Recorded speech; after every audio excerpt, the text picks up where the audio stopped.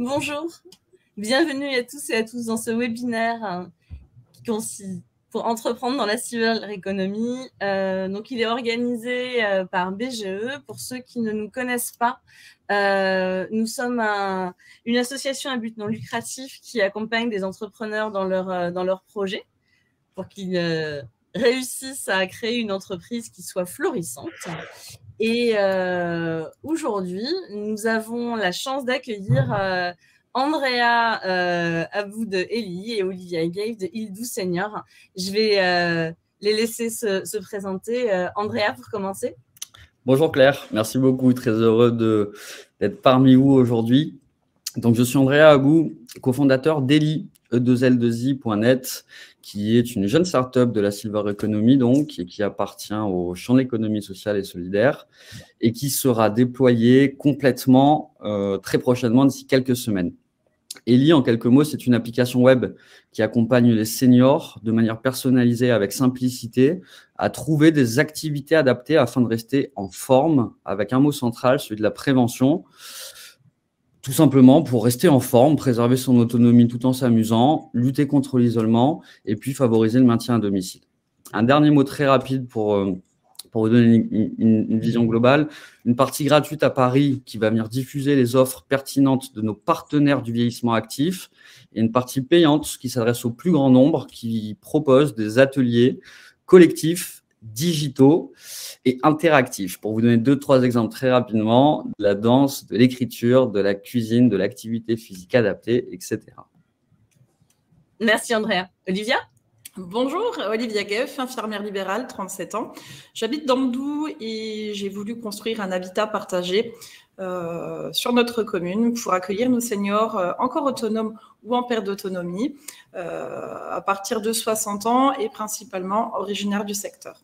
On accepte toute demande. Je suis en phase finale de construction et j'espère ouvrir le 28 mars.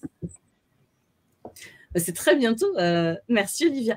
Donc, je vais poser des questions à nos invités. Si vous, de votre côté, vous avez envie de poser des questions, vous avez un onglet dédié en bas à droite de votre écran. N'hésitez pas à y inscrire vos questions et à lire les questions des autres parce que vous avez la possibilité, avec une petite flèche, de voter pour les questions qui vous semblent pertinentes. Et à la fin du webinaire, on prendra les questions avec le plus de votes pour y répondre. Voilà, donc on va pouvoir commencer. Hop.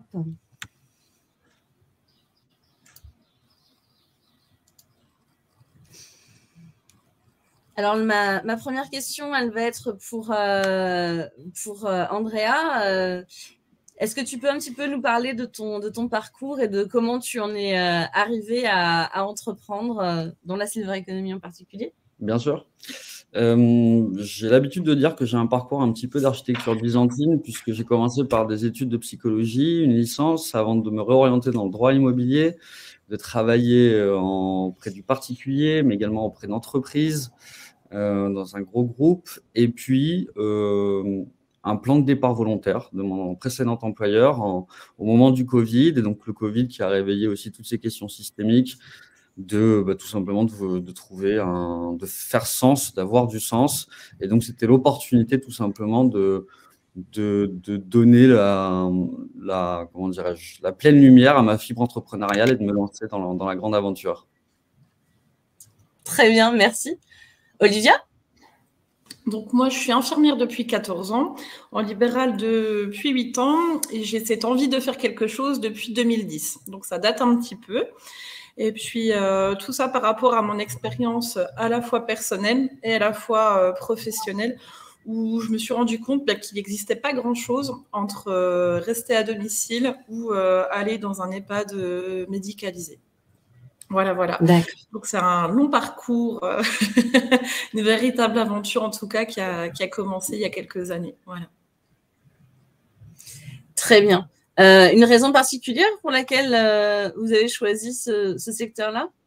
Parce que tout simplement, je suis baignée dedans. Donc, voilà, pour moi, vraiment, ça reprend la problématique de tout à l'heure où il n'existait rien et que j'ai voulu vraiment apporter cette réponse, en tout cas. Donc, il n'existe pas grand-chose, on va dire, en général, hein, on va dire à l'ensemble, il n'y a pas beaucoup de propositions, en tout cas, pour accueillir les gens. Et c'est vrai que c'est compliqué à la fois pour eux qui ne veulent pas quitter leur secteur, leur domicile, leurs amis, leur quartier même, pour aller être placés dans un EHPAD avec toutes les difficultés qu'on a, les listes d'attente à rallonge, etc. Et puis aussi pouvoir vivre, en fait, donner du sens et pouvoir vivre en tout cas sereinement, sans s'occuper des tracas du quotidien, être accompagné, mais être en même autonome et chez soi. Voilà. Très bien, merci.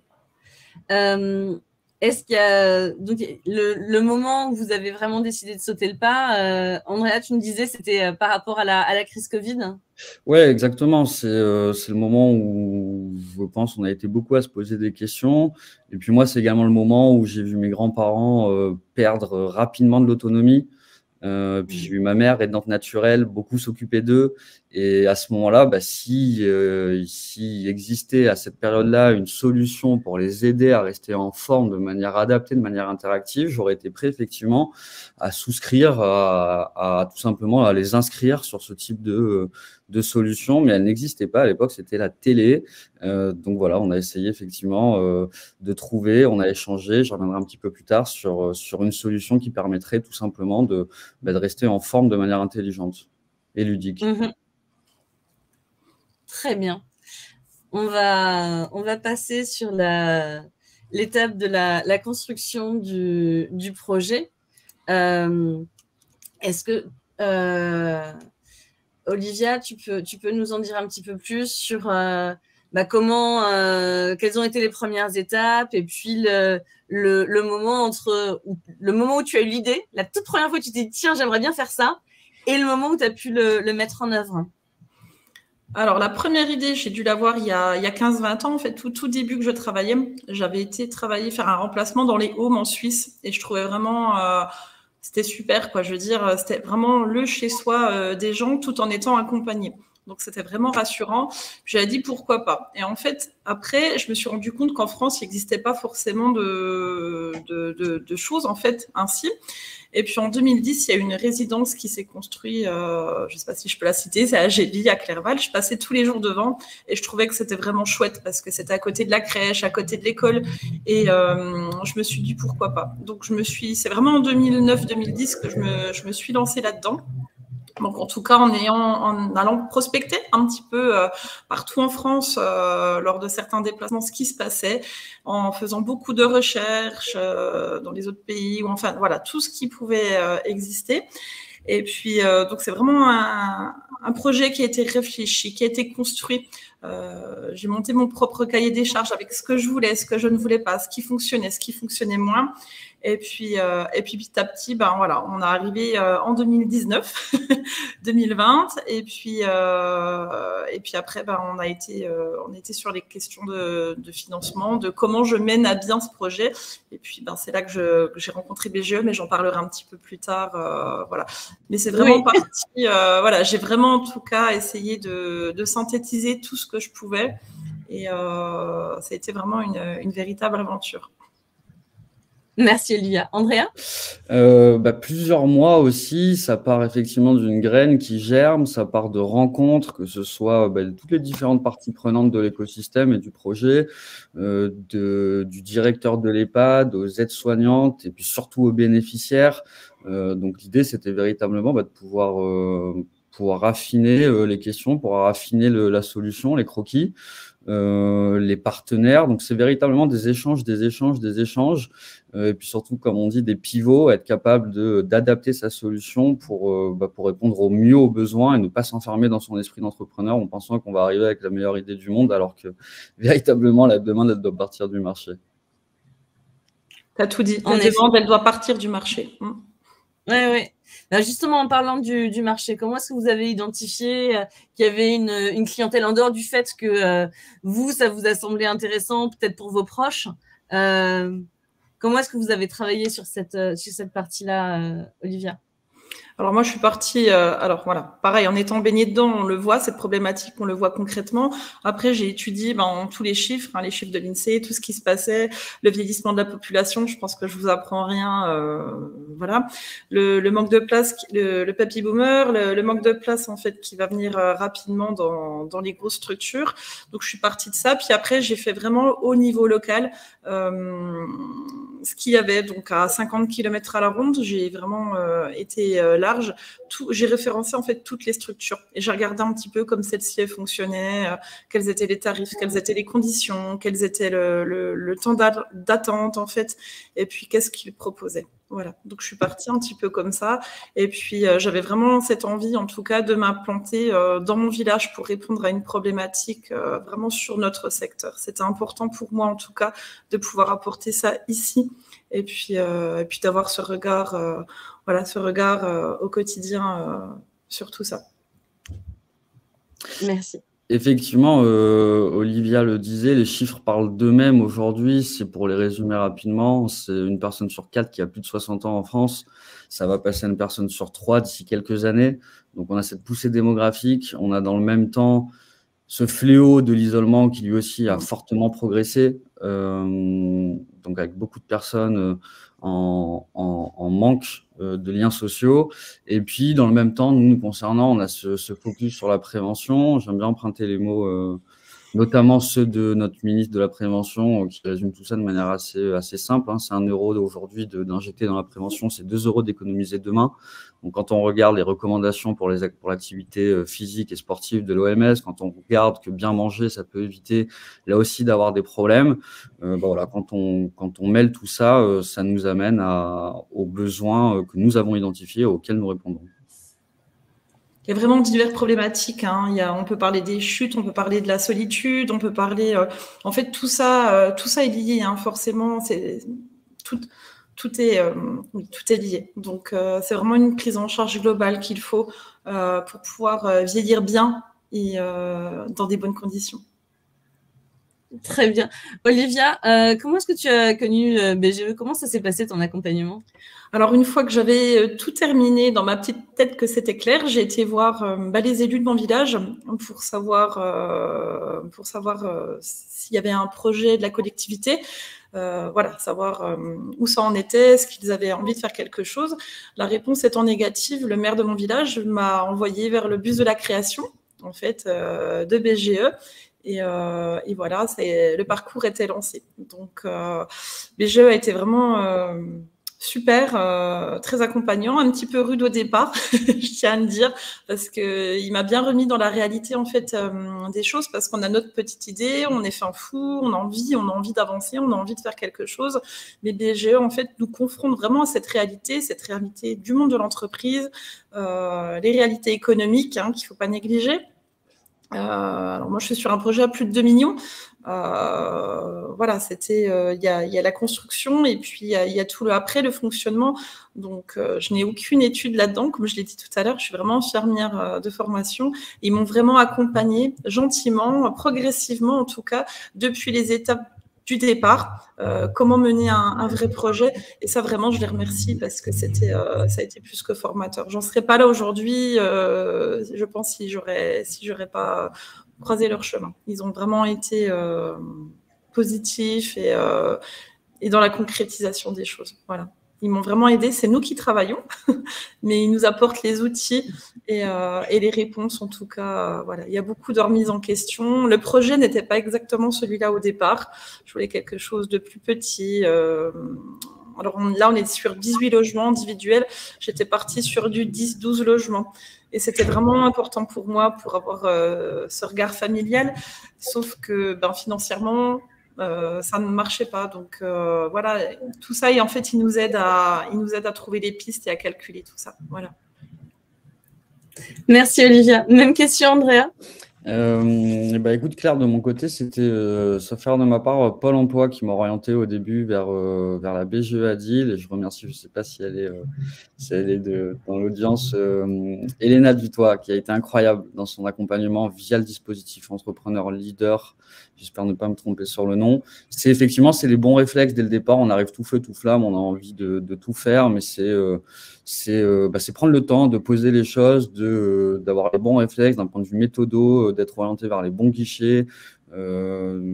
Effectivement, de prendre les bons réflexes et puis aussi de commencer à réfléchir structuration, que ce soit des business plans, que ce soit des différentes sources aujourd'hui possibles de financement, ce qui existe en France. On a de la chance aujourd'hui en France d'avoir différents dispositifs, encore faut-il les connaître et savoir comment y accéder.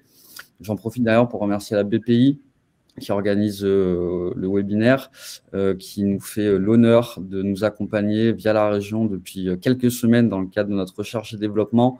On a beaucoup de chance aujourd'hui en France d'avoir tous ces dispositifs et la BGE est très précieuse, notamment à cette étape-là, au démarrage, pour savoir dans quelle direction prendre, dans quelle direction emprunter, et comment structurer un petit peu ses premiers pas.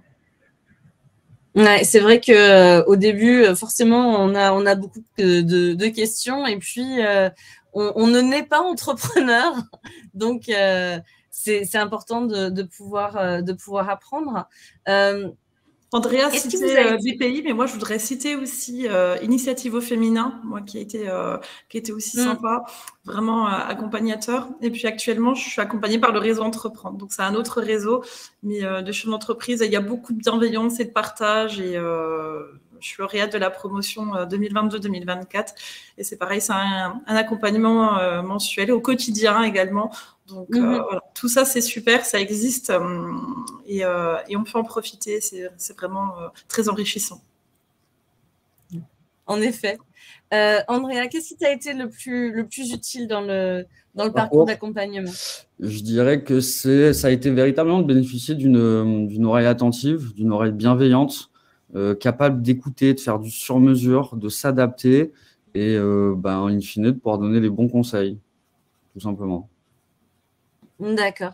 Est-ce qu'il y a une étape qui a été plus facile que les autres ou plus difficile? À dire vrai, j'ai envie de dire c'est la même étape, c'est celle de rester connecté à son marché. J'étais prévenu dès le départ. C'est important, mais finalement, on a vite fait de s'enfermer dans des études de marché, dans des benchmarks, dans des appels à projets.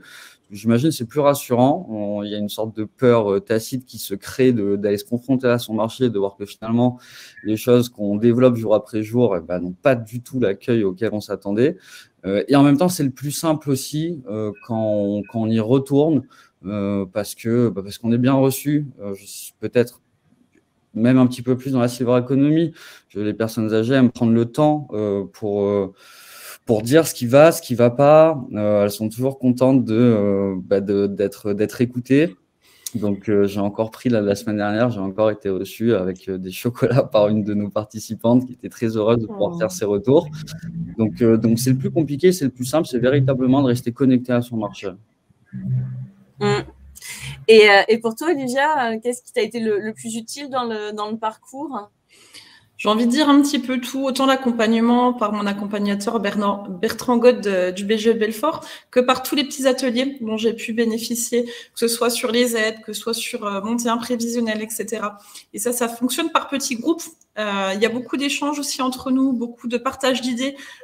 J'étais avec des autres personnes qui avaient des projets complètement différents, que ce soit un institut de beauté, une épicerie solidaire ou des choses comme ça. Et en fait, on se rend compte qu'on est tous confrontés aux mêmes problématiques quelque part.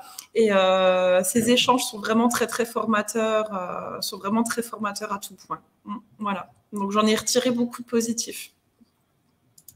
Très bien. Est-ce qu'il y a une étape qui t'a semblé plus facile ou plus difficile au contraire?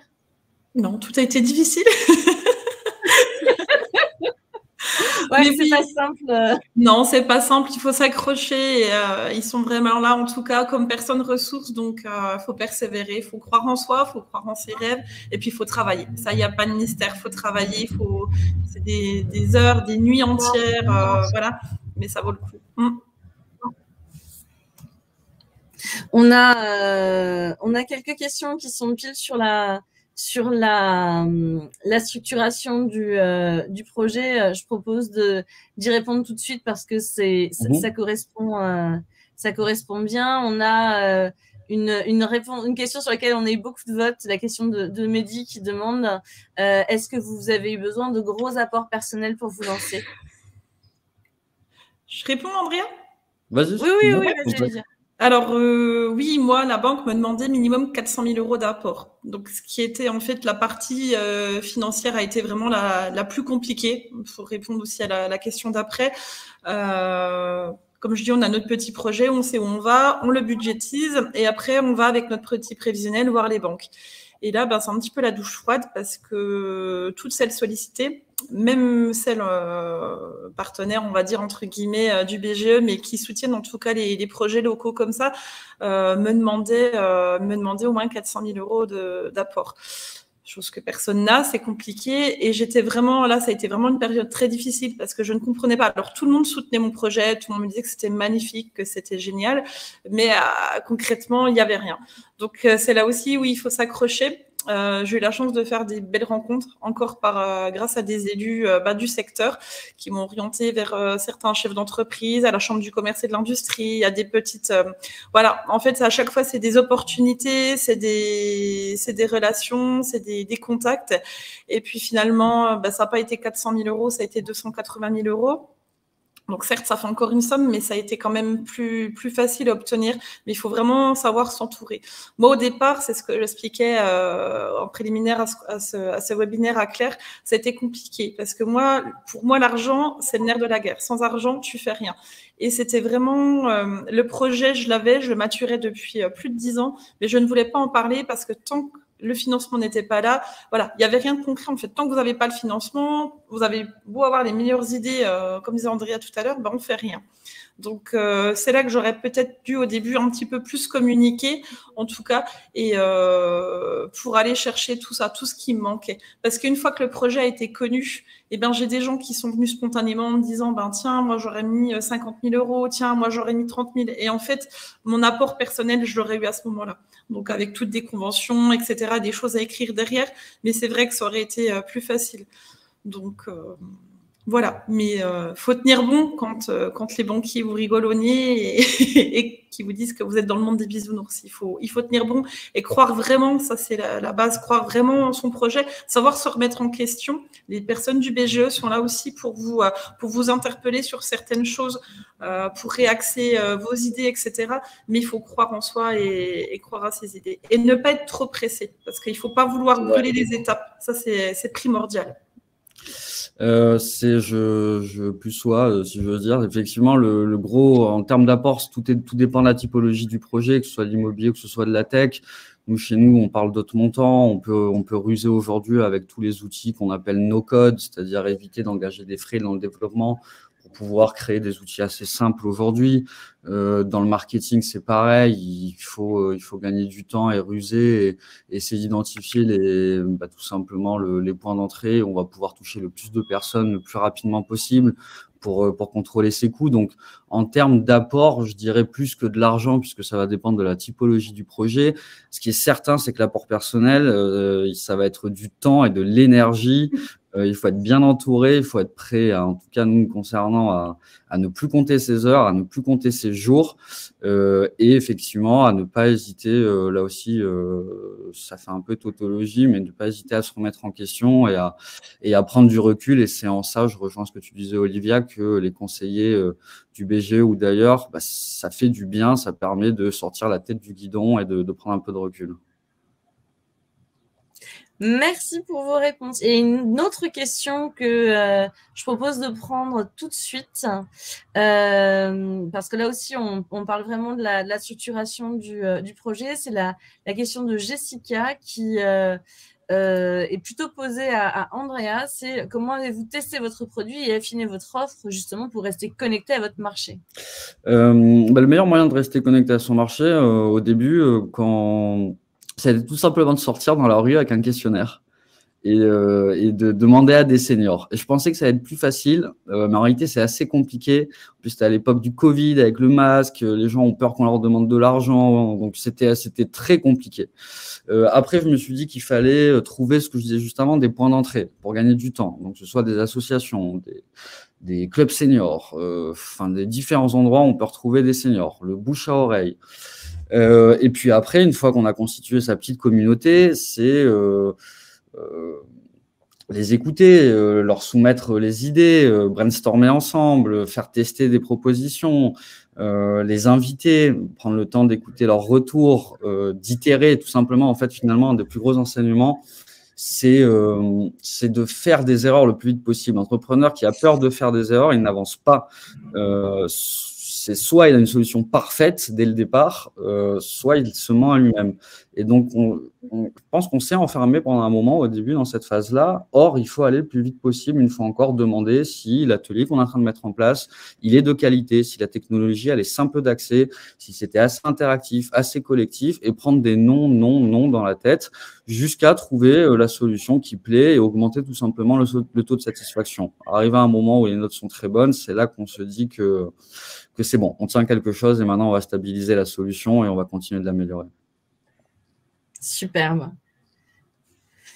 Merci beaucoup, Andrea. On va enchaîner avec la partie suivante qui est se faire connaître. Se faire connaître, tout à fait. Je suis en train de... J'ai un souci d'accès à mon... Hop. Est-ce que ça marche? Oui. C'est bon.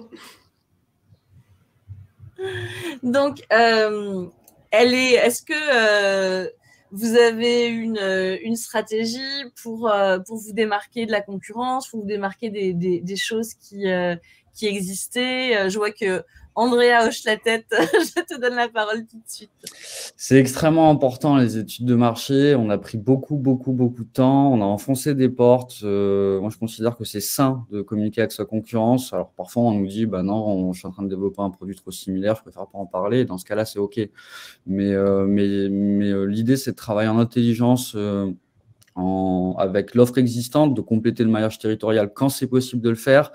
Et c'est dans l'intérêt de tous d'arriver à proposer, à compléter ce maillage et à créer une offre qui soit différenciante pour tout simplement qu'on travaille tous avec intelligence.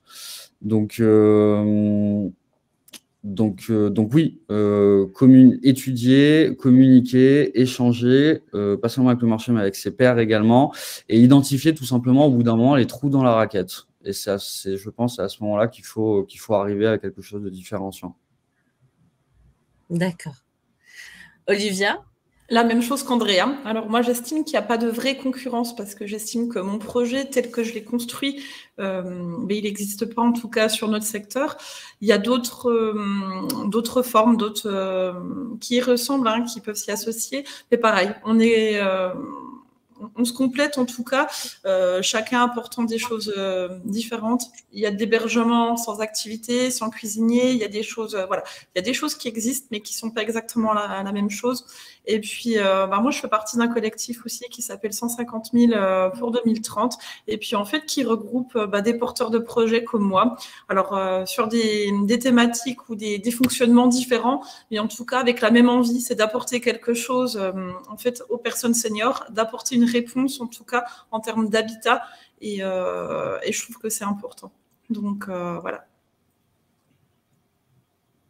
Merci. Combien de temps est-ce que vous consacrez à la communication ou au marketing même de vos offres? Comment ça se passe, Andrea? Énormément de temps.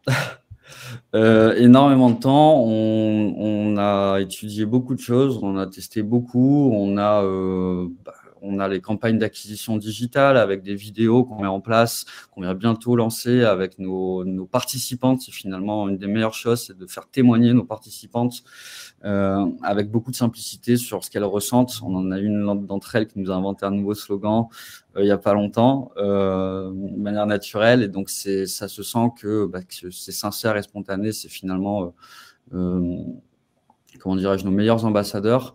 On a les formats plus traditionnels, c'est-à-dire le marketing papier.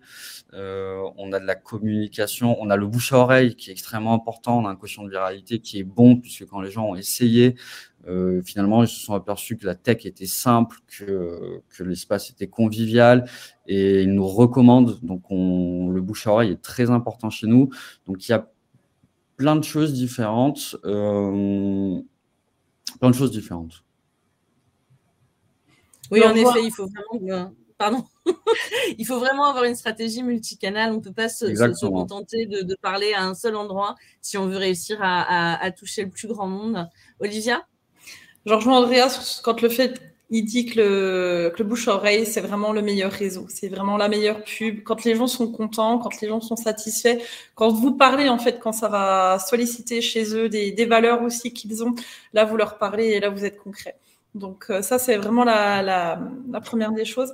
Après, moi, concrètement, j'étais pas trop dans la communication et le marketing, à part le réseau, on va dire, professionnel, donc voilà, médical, paramédical qui peut m'entourer. Mais c'est quelque chose jusqu'à maintenant que j'ai un petit peu, comme je vous ai dit tout à l'heure, minoré, mis de côté. Donc là, vu qu'on est dans la phase de finalisation, de la construction et de l'ouverture proche, voilà, j'ai dû faire des flyers pour les portes ouvertes, etc. Alors, donc, je sollicite le réseau familial et amical pour aller assurer la distribution. Mais voilà. Puis après, j'ai une page Facebook que j'essaie d'alimenter, surtout en fin de journée en général. Mais voilà, ça se limite à ça pour le moment.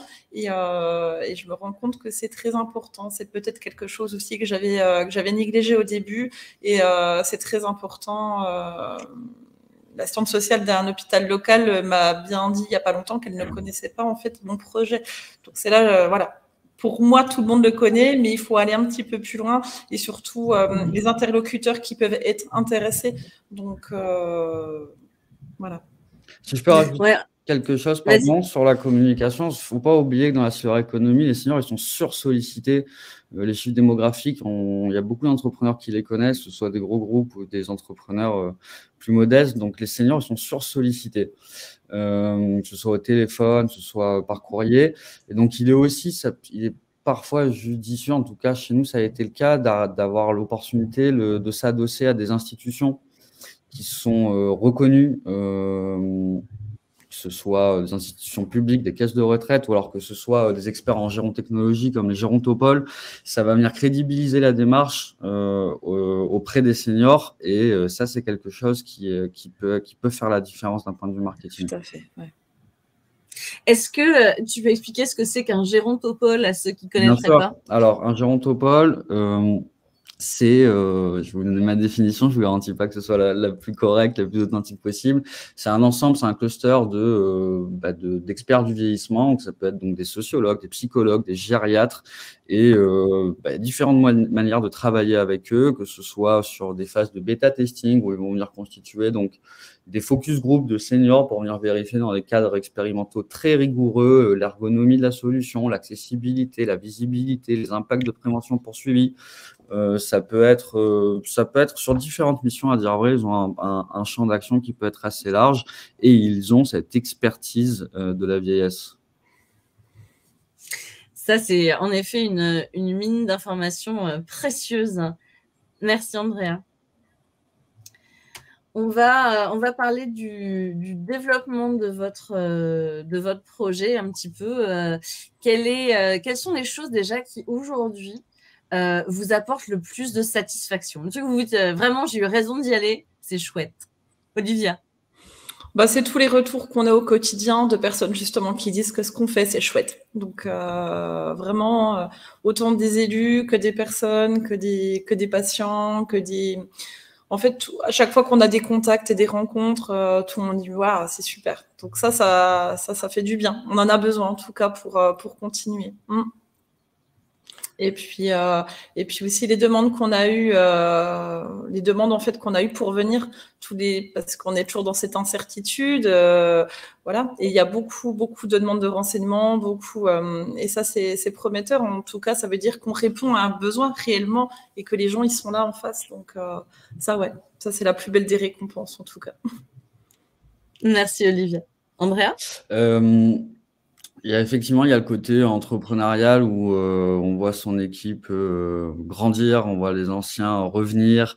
Donc, il y a tout ce côté-là, management, qui est très épanouissant, je trouve. Et ça peut-être vous paraître fleur bleue ce que je vais dire, mais moi, une des choses qui me fait le plus plaisir, c'est quand je vois une de nos participantes se connecter avant moi à l'ouverture des salons virtuels, qui attend son rendez-vous. Là, je me dis, OK, là, on fait sens. Là, on s'est inscrit dans le quotidien de ces personnes-là qui attendent leur rendez-vous plutôt que d'attendre leur émission télé. Elles attendent ce moment d'échange où elles vont pouvoir discuter, changer des recettes de cuisine. Hier, on a fait un atelier de yoga. J'ai reçu un texto 30 minutes après qui me dit Mathilde était incroyable, merci infiniment. Donc, c'est vraiment ces moments-là, moi, qui me remplissent de joie à chaque fois. Merci.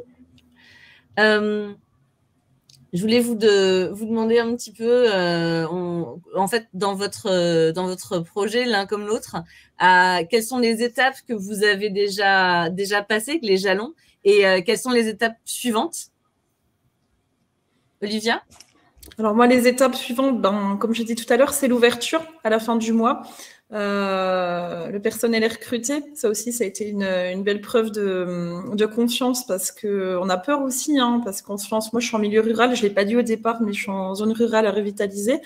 On est loin des villes, on est en bon bout, on va dire, et d'à peu près 3000 habitants. Et j'ai eu 75 CV. Et ça, je m'y attendais pas du tout. Donc, j'avais travaillé avec IDEIS pour m'accompagner dans justement cette phase de recrutement, etc. Donc, par rapport au personnel intéressé pour venir travailler, ça m'a fait énormément plaisir. Je recrutais que 5 personnes, mais c'était compliqué de faire un choix. Ça aussi, en tant qu'entrepreneur, en tout cas, ou infirmière, j'étais jamais confrontée. J'ai fait mes entretiens. C'est comme si c'était moi-même qui allais passer un entretien. Je pense que j'étais aussi stressée qu'eux. Et ça, c'est quelque chose aussi que j'ai appris. Donc voilà, pour en revenir à ta question, Claire, les étapes qui restent à franchir, c'est l'ouverture, arriver à un taux de remplissage satisfaisant, pouvoir payer après nos créances et puis trouver notre rythme en tout cas, parce que tout est à créer. C'est ce que j'expliquais, c'est pas comme quand on arrive, c'est ce que j'expliquais en fait aux futurs salariés, c'est pas comme quand on arrive dans un environnement de travail où on prend un poste qui existe, qu'on peut faire évoluer, mais voilà, les bases sont déjà là, nous on a tout à construire. Donc c'est une nouvelle aventure, peut-être la plus importante en tout cas à mes yeux, et voilà, il me tarde vite la fin du mois que tout ça soit en route. Voilà. Et puis pouvoir apporter, que les gens soient contents et voilà, apporter de la vie en tout cas à ces personnes. C'est génial. Donc, tu as recruté 5 personnes. C'est quel type de poste que tu as ouvert dans ton entreprise? Donc, j'ai 4 animatrices, un peu comme des auxiliaires de vie, mais qui font vraiment en fait de l'animation. Donc, elles travaillent par binôme par jour. Et puis, j'aurai une cuisinière aussi sur place. Voilà. Donc, pour m'y donner des bons petits plats, ça, c'était vraiment dans mes valeurs aussi au départ, parce que c'est vraiment des plaisirs de la vie, sans parler de l'importance de l'alimentation, les risques de la malnutrition, etc.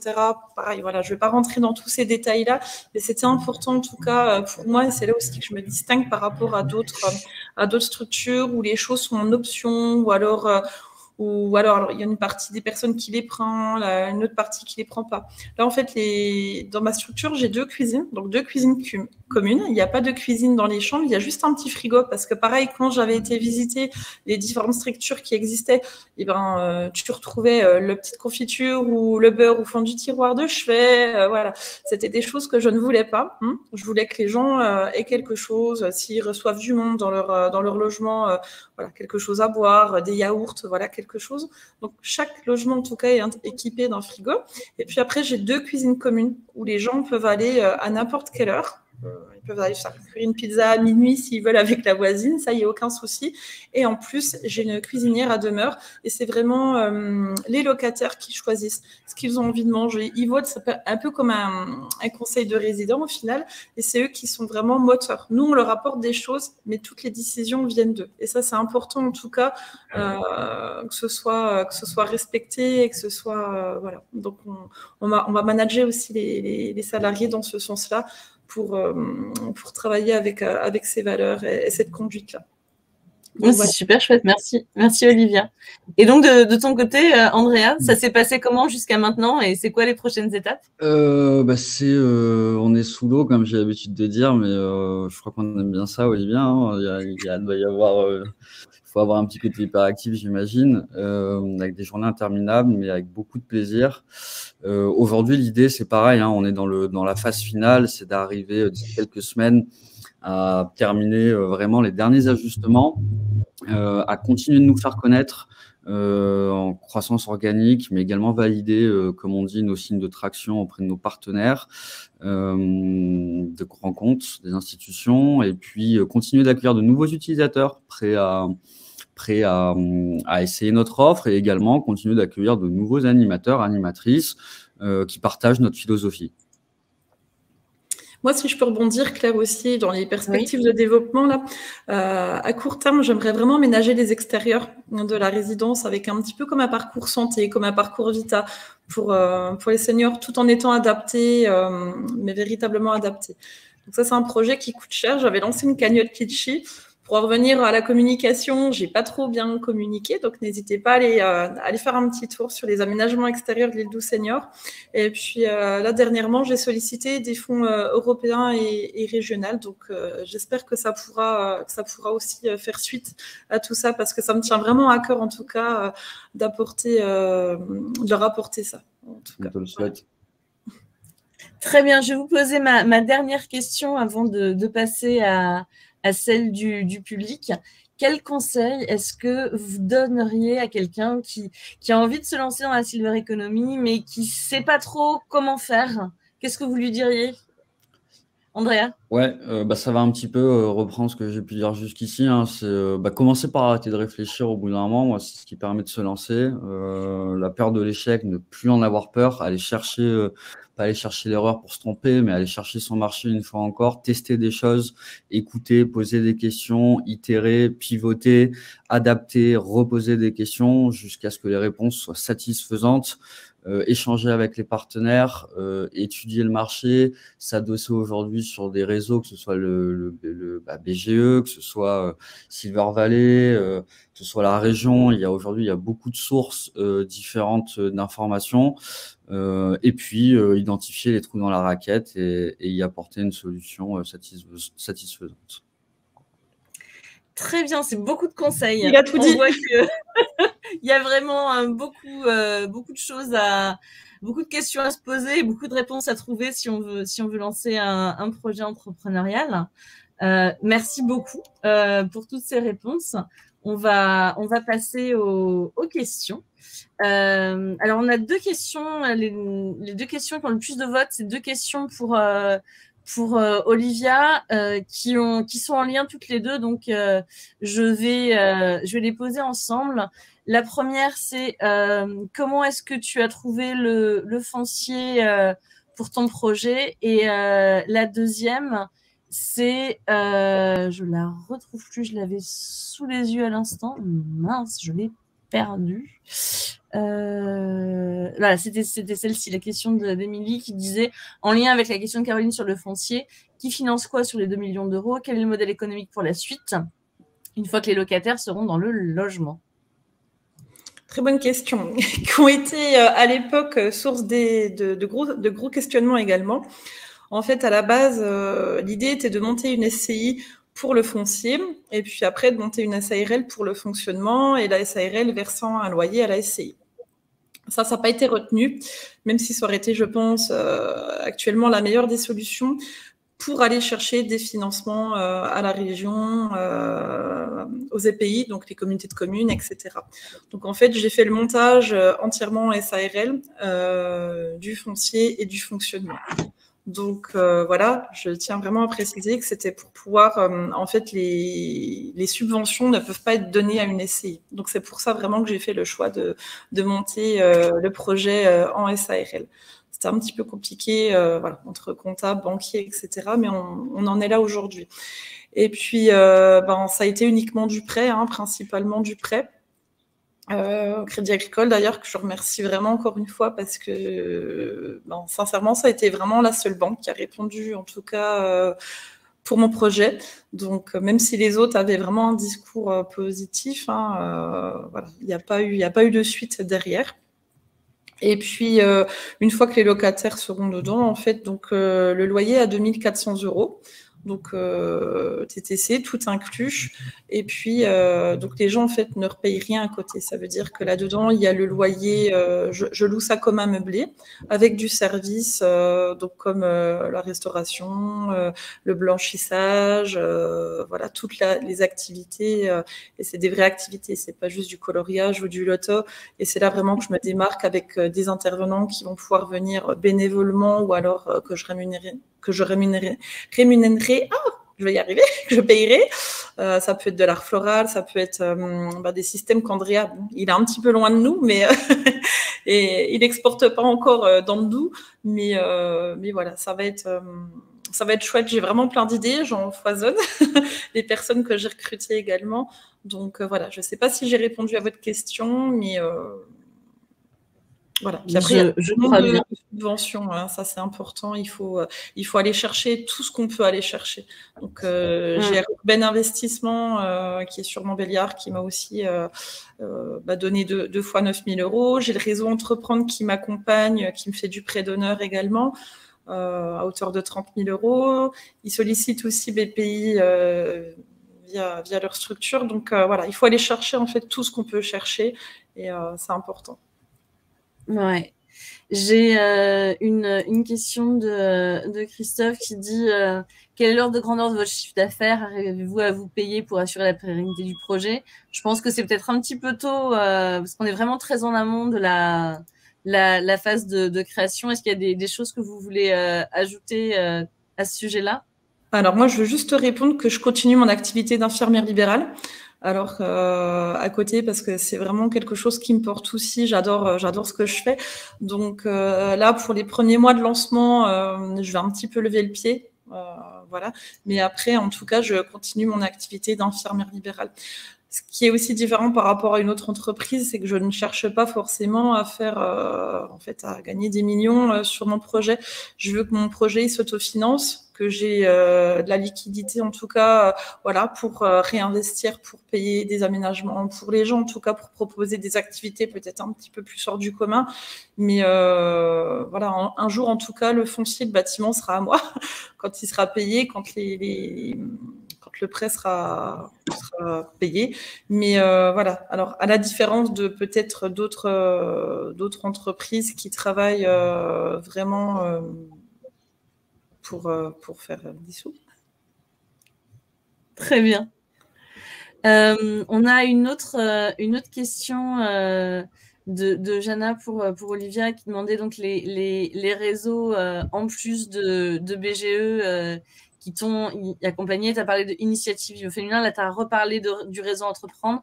Est-ce qu'il y avait d'autres accompagnants autour de toi? Il y avait le réseau Initiative Franche-Comté en tout cas, donc pour moi. Il y avait BGE, ça c'est sûr, réseau Entreprendre. Après, j'ai vu tellement de monde. Voilà, ça peut être la Chambre du commerce et de l'industrie, ça peut être les gens de la CARSAT, les gens de BPI, les gens de l'économie sociale et solidaire. Il y a vraiment, en fait, vraiment c'est important. Il faut vraiment voir large pour toutes les associations, en tout cas toutes les structures publiques ou non qui existent. Voilà. Très bien, merci Olivia. On a une autre question de Mehdi qui dit est-ce que vous aviez des prérequis à l'entrepreneuriat? Est-ce que vous vous êtes formé? Alors personnellement, aucun. Je suis un peu en autodidacte. Alors j'ai, en plus de mon diplôme d'infirmière, j'ai un DU de médecine et de soins d'urgence et j'ai une licence en fait métier de la santé et de l'environnement. J'avais passé à Strasbourg après mon diplôme. Je suis également infirmière sapeur-pompier à côté, donc ça n'a vraiment rien à voir avec l'entrepreneuriat. Mais j'adore toujours apprendre, j'adore vraiment me remettre en question. Voilà, quand je vous dis que c'est vraiment des heures et des heures, il y a eu beaucoup de nuits où je dormais que 2-3 heures parce que je bouquinais, parce que voilà, autant le code de la construction que manager une équipe. Voilà, je veux dire, c'est vraiment très vaste en tout cas le champ. Et en fait, on n'arrête jamais, on apprend tous les jours. On apprend vraiment aussi de ses pairs. Et c'est important d'avoir ce réseau autour de nous parce que c'est vraiment un regard différent. Et quand je vous disais que les problématiques étaient les mêmes pour tout le monde, c'est véritablement le cas à un moment donné dans notre parcours. Et c'est important. Après, j'aimerais repasser d'autres choses, mais voilà, j'en parle pas pour le moment. Ce sera à l'ouverture en tout cas, puis quand j'aurai un petit peu plus de temps, parce que là, c'est vrai que la construction m'a pris énormément de temps. Andrea ? Ouais, je rejoins ce que tu disais, Olivia. Il faut se former en permanence. On va retrouver des sujets communs, que ce soit le marketing, que ce soit le management, que ce soit l'aspect commercial, l'aspect administratif. C'est clairement pas mon préféré, mais il faut savoir effectivement être à l'aise sur tous ces sujets et surtout s'entourer, à mon sens, des bonnes personnes après, être capable de dialoguer avec elles. Nous, on a la chance à Paris d'avoir été incubé, donc un incubateur, pour ceux qui ne savent pas ce que c'est, ça peut tout et rien dire à la fois. C'est un endroit qui accueille des start-upers. Il y en a certains qui proposent de l'accompagnement pédagogique, d'autres financiers, donc ça peut être différentes choses. On a eu la chance d'être accueillis chez Pulse du groupe SOS pendant 6 mois sur tout ce qui est démarche, enfin identifier les acteurs de l'économie sociale et solidaire, notamment construction, les premiers réflexes entrepreneuriaux comme business plan, etc. Puis aujourd'hui, on a la chance, vous voyez le logo derrière moi, d'être à l'Escalator, donc un autre incubateur à Levallois-Perret. Et ça, en plus de toute la documentation sur Internet, des vidéos YouTube, des podcasts d'entrepreneurs, c'est ce qu'il faut suivre, c'est ce qu'il faut faire, je pense, en plus de tout le business, de toutes les tâches qu'on a à battre, tout simplement pour rester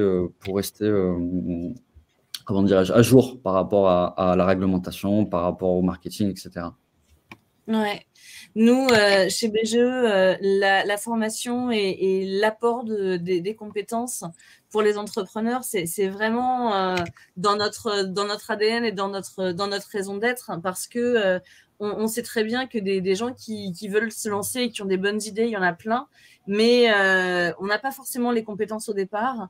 Et comme le disait Olivia tout à l'heure, on vous fait travailler, c'est-à-dire qu'on va vous faire monter en compétences, on va vous mettre à disposition des outils, on va vous poser des questions de manière à ce que vous puissiez, dans votre projet entrepreneurial, prendre toutes les bonnes décisions, parce que finalement, c'est ça le cœur du métier d'entrepreneur, c'est décider.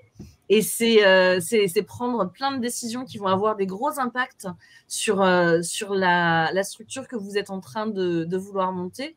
Et on veut vraiment réussir à vous donner toutes les billes pour que vous soyez, non seulement que vous soyez capable de monter votre structure, mais que après, s'il faut pivoter sur votre modèle économique, s'il y a des changements qui vont vous impacter, que vous ayez appris tout ce qu'il vous fallait pour que vous puissiez, sur le temps long, continuer à prendre les bonnes décisions. Donc, c'est aussi ça, à mon avis, le gros enjeu de la formation pour les entrepreneurs. Donc, je voulais répondre à une question, Mehdi, elle est importante. Pardon, Claire. J'ai vu qu'il y avait, même s'il n'y a pas eu beaucoup de votes, j'ai vu qu'Agnès avait posé une question pour financer les activités avec des intervenants. Allez-vous pouvoir bénéficier de l'AVP? Donc, c'est l'aide à la vie partagée. Donc, j'avais envie de répondre à cette question, puisque non, en fait, je ne peux pas bénéficier de l'AVP. Donc, j'ai sollicité en tout cas le département par rapport à ça. Donc, il y a des financeurs, en fait, et je ne suis pas passée en confédération des financeurs. Mon projet, en fait, ne rentrait pas dans le cahier des charges qu'ils avaient déterminé, notamment, en fait, pour bénéficier de l'aide à la vie partagée. Concrètement, en fait, vous faites un logement, vous proposez du logement, mais rien de plus dedans. Donc, ça veut dire pas forcément ni d'activité, ni de cuisine. En fait, les gens ont vraiment le libre choix. Alors, chez moi, ils ont le libre choix, mais la cuisine, en tout cas, comme je vous l'ai dit tout à l'heure, était important. Donc, j'aurais dû, en fait, ne pas inclure de cuisinier et en fait, juste proposer un logement PMR, tout simplement. Donc, c'était pas forcément en lien avec mes valeurs. J'ai quand même répondu à l'appel à projet. J'ai rencontré les gens, la direction de l'autonomie, qui m'ont expliqué pourquoi j'avais pas été retenue. Donc, voilà. C'est vrai que c'est beaucoup d'argent en moins. C'est des montants qui peuvent aller jusqu'à 100 000 € pendant 7 ans, reconductibles. Ça veut dire que vous avez 700 000 € en fait pour payer vos animatrices en fait à la tête de cette vie partagée. Donc, je fonctionne en tout cas exactement pareil avec les mêmes critères. Voilà, c'est vraiment l'idée. Je parlais tout à l'heure de conseil de résidence. Ça ne s'appelle pas conseil de résident dans l'aide à la vie partagée, mais c'est exactement le même principe. Très bien, on va manquer un petit peu de temps. Je vais essayer de répondre encore à 2 questions très rapidement. Andrea, ça correspondait à quelque chose dont on avait parlé. Il y a quelqu'un qui se propose en tant qu'animateur d'atelier d'écriture. Est-ce que tu recrutes des animateurs pour ta plateforme Eli? Alors, avec grand plaisir pour échanger. On a une grille de lecture qui est très rigoureuse, notamment pour les activités physiques. On s'adresse uniquement aux professeurs d'activités physiques adaptées qui ont fait TAPS avec vieillissement handicap en 3e année pour assurer des conditions de sécurité optimales. Donc, on a vraiment au cas par cas selon nos activités des grilles qui sont rigoureuses et exigeantes, tout simplement pour assurer la meilleure expérience à nos bénéficiaires. En revanche, on sera très heureux de pouvoir étudier ça au cas par cas. Et pour commencer, pour ce faire, il suffit soit d'aller sur notre site, nous laisser un message, e2l2i.net, soit via LinkedIn aussi. N'hésitez pas, que ce soit pour nos professeurs aussi, je peux vous être utile sur une autre question. Je serais ravi de pouvoir échanger avec vous également. Ouais, je pense en effet que LinkedIn, ça peut être une bonne façon de peut-être vous mettre un petit mot si jamais il y a des questions qui sont importantes sur lesquelles on a malheureusement pas eu le temps de répondre ce matin. Je suis en train de regarder, il nous reste 5 minutes. Si je peux en choisir une autre. Justement, il y a quelqu'un qui demande pouvons-nous correspondre avec vous, Olivia et Andrea, après cette visio, donc éventuellement un petit mot sur LinkedIn, ça peut être bien. Alors moi, je suis un petit peu sous l'eau pour l'instant. Je reçois beaucoup de messages aussi. Je dis à tout le monde de revenir vers moi dans un mois. Des gens, j'ai des collectivités, en fait, des personnes de ville, en fait, qui m'ont contacté. Et en plus, je maîtrise pas trop bien ce réseau. Je suis désolée, pareil, hein. On en revient toujours aux mêmes problématiques. Et puis, j'ai des particuliers aussi. Donc là, j'ai eu une kiné, j'ai eu 2 pharmaciennes. J'ai un particulier qui a hérité d'une maison qui voudrait avoir les infos. N'hésitez pas, attendez le 1er avril. Que je sois lancée. Voilà, j'ai d'autres problématiques, mais sincèrement, avec plaisir. Franchement, je répondrai à vos questions. Et voilà, il n'y a pas de souci. Très bien, merci beaucoup. J'ai la question de Guillaume qui me dit: Claire, est-ce que vous pourriez nous parler des parcours d'accompagnement de la BGE? Peut-on vous contacter par email pour en savoir plus? Alors, les parcours d'accompagnement de BGE sont tous sur mesure. On a 549 points d'accueil sur toute la France et les départements d'outre-mer. Donc, où que vous soyez, vous pouvez aller sur notre site, vous cliquez sur localiser ma BGE et vous regardez quelle est la structure la plus proche et vous pouvez prendre rendez-vous. L'idée, c'est vraiment d'avoir quelqu'un qui va voir avec vous justement de quoi vous avez besoin. Et vous allez vraiment avoir un parcours sur mesure. On n'a pas vraiment de parcours type chez nous. Donc voilà, n'hésitez pas à venir rencontrer les conseillers formateurs les plus proches déjà par téléphone dans un premier temps. On a une autre question de Wilfried qui nous dit: est-ce qu'on pourra revoir le live? Oui, vous allez avoir un replay qui va être disponible.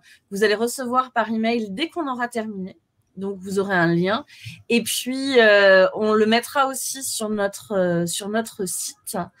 Et je vais aussi parler, tant qu'on y est, des autres webinaires talents que l'on a organisés sur le mois de février et même en janvier, on avait commencé. Donc, sur cet hiver, on a eu un webinaire sur ouvrir un commerce itinérant. On en a eu un qui parlait de entreprendre quand on a moins de 30 ans. Et l'avant-dernier, c'était faire le choix de la franchise. Donc, ceux-là, ils sont également tous disponibles en replay. Il nous reste encore un tout petit peu de temps, donc je vais en profiter pour pour aller chercher une question supplémentaire. Je suis en train de voir. Il y avait une question, voilà, pour Olivia. Est-ce que votre offre s'adresse aux personnes âgées autonomes ou est-ce que vous accueillez des personnes en perte d'autonomie ou avec des troubles cognitifs légers? Alors, je ne vais pas parler en GIR parce que ça ne va pas parler à tout le monde. C'est le groupe ISO Ressources qui va de 1 à 6. Mais je vais plutôt parler d'autonomie ou de perte d'autonomie.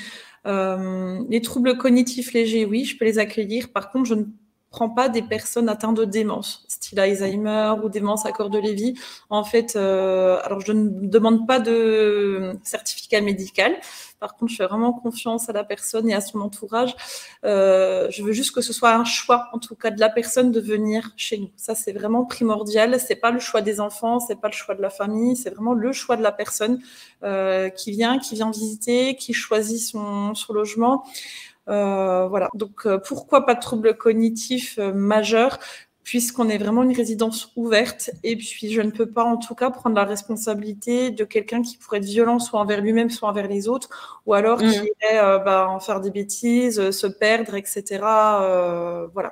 Donc, en effet, ça demande une structure et un personnel formé, médicalisé. Voilà. Tout à fait. Bon, eh ben, écoutez, il est 10h. Donc, merci à toutes et à tous de vous être connectés et d'avoir posé toutes ces questions. Merci surtout à Andrea et à Olivia d'avoir pris du temps de leur planning très chargé d'entrepreneurs. Merci beaucoup Claire et la BGE pour cet événement. En espérant que ces quelques modestes conseils aient été utiles. Je me tiens à dispo sur LinkedIn, n'hésitez pas. Et une fois encore, merci Claire pour l'organisation de cet événement. Et bonne aventure à tous. Oui, merci beaucoup. Au revoir, à bientôt. Au revoir.